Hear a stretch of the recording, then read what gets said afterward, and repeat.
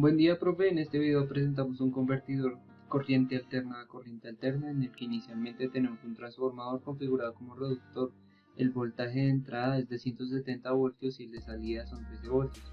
Seguido de eso, esos 13 voltios entran a nuestro amplificador comparador no inversor y a nuestro otro comparador inversor de lazo abierto.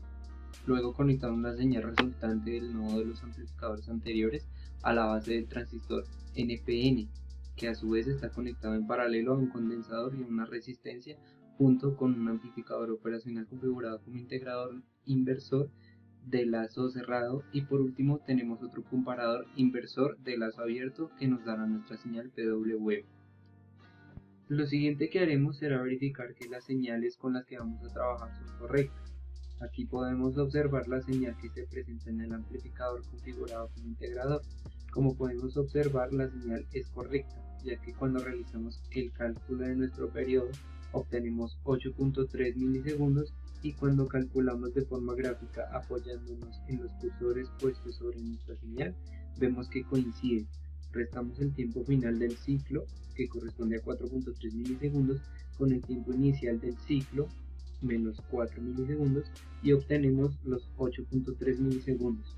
Y si sobreponemos nuestra señal PWM, que está aquí, podemos verificar que esta se limita a moverse en el periodo de nuestra señal integradora. De esta manera sabemos que está funcionando correctamente. Y la variamos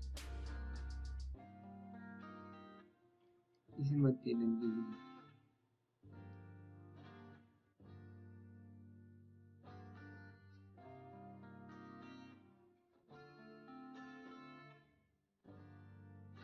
Ahora verificamos que la señal que se está presentando sobre la carga se complemente con la señal que está sobre la terminal T2 del TRIAC. Para esto variamos nuestro potenciómetro y podemos notar que con esa variación se ve el complemento. La primera hoja de datos que tenemos es la de TRIAC. El VDRM expresa el valor máximo de voltaje repetitivo para el cual el fabricante garantiza que no hay conmutación, que para el TRIAC es 500 voltios y menos 500 voltios.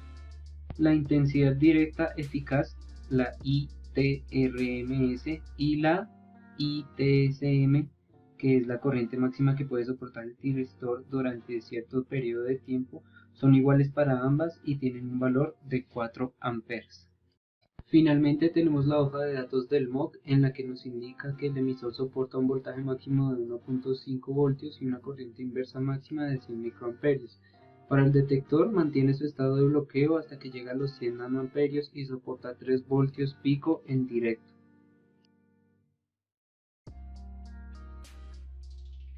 Bueno, buen día profesor. Aquí tenemos el montaje de nuestro laboratorio número 6. Iniciaré demostrando en qué líneas manejamos voltaje.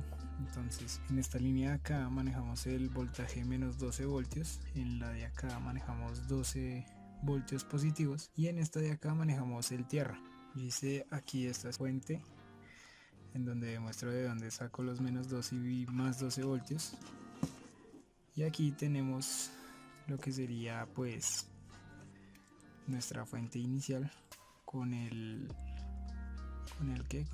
transformador, y usaremos solo la salida de esta pata. Esta no la vamos a tomar en cuenta, así que por eso la dejo por debajo. Entonces, respectivamente, estos dos circuitos son iguales.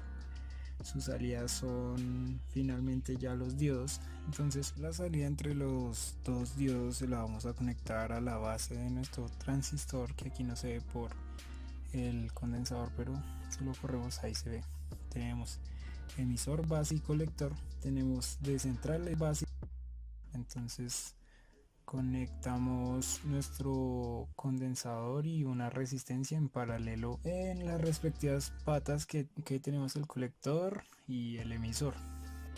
Del emisor vamos a sacar un cable, que es este blanco, que va a entrar al positivo de este amplificador.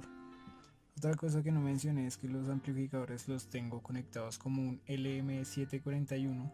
Entonces por lo que no tengo el LF353, por eso lo conecté de esta manera. Luego continuamos con esta parte, que aquí tenemos el voltaje DC, que era ir conectado a tierra, y ese positivo debe ir conectado a tierra, y la salida del voltaje de DC debe ir conectado a una resistencia al negativo del amplificador, mientras que en este la resistencia debe ir conectada a tierra del amplificador en la parte positivo.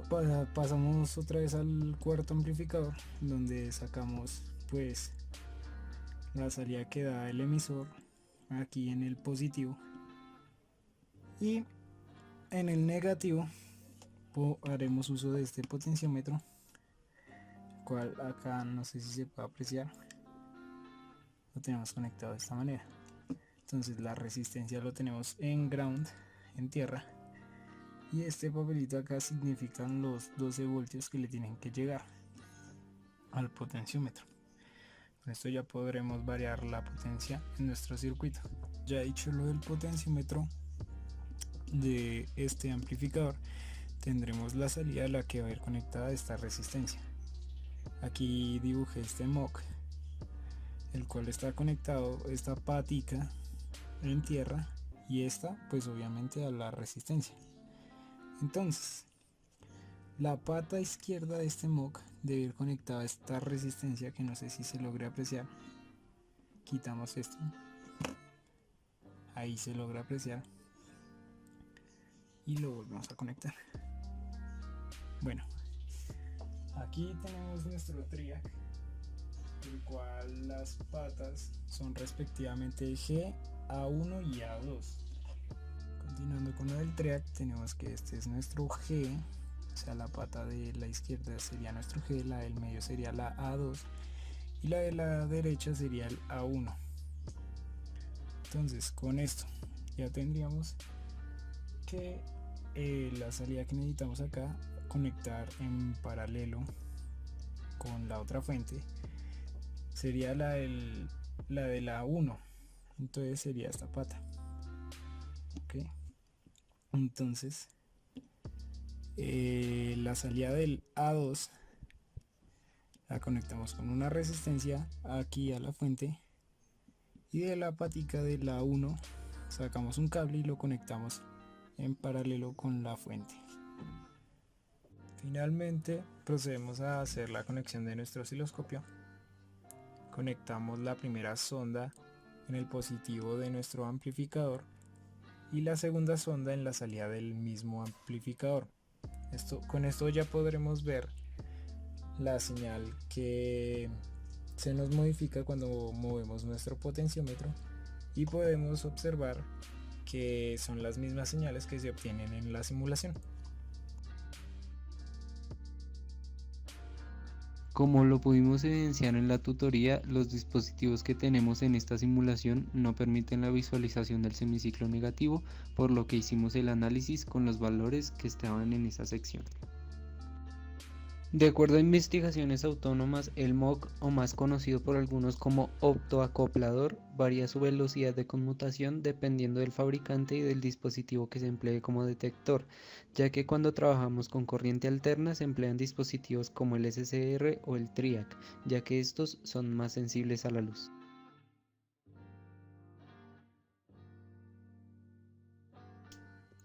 Como primera conclusión, si nuestro ángulo de disparo disminuye, el voltaje eficaz sobre nuestra carga aumentará. Como segunda conclusión, un TRIAC, cuando está polarizado en directo y se le suministra un pulso de corriente corto en el gate, entra en estado de conducción y se quedará así aun cuando no circule corriente por el gate.